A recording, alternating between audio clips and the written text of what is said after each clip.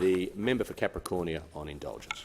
Thank you, Mr Speaker. I seek leave from the House to speak on the report of the Parliamentary Delegation to the Republic of Korea and Japan, particularly about the Republic of Korea. Is leave granted?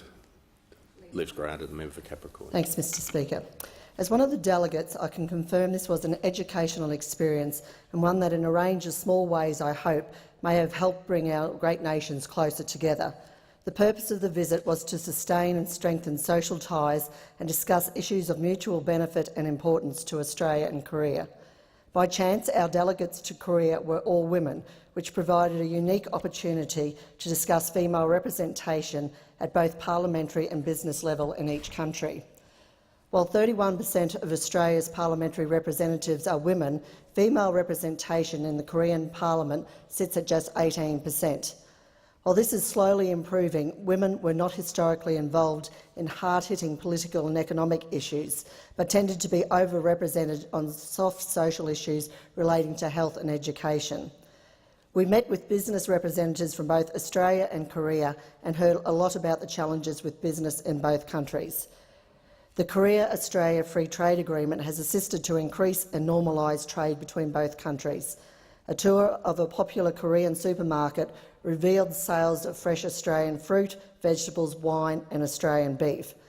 And coming from the undisputed beef capital of Australia, I was interested to see they sold beef by the 100 grams, as it is classed as a luxury item. We also visited the Hanwha Q-Cells facility, which manufactures solar panels. It was a real eye-opener to learn about the 16-step process, which is nearly totally automated. Hanwha have recently grown by establishing an operation in Sydney, further strengthening our trade bonds with South Korea.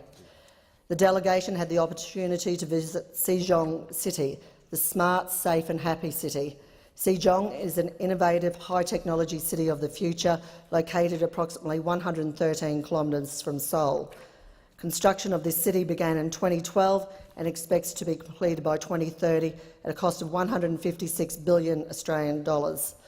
The city is expected to reach a population of 500,000 on completion, and everything about this new city is about technology, from in-home waste and recycling to an extensive safety and traffic monitoring system.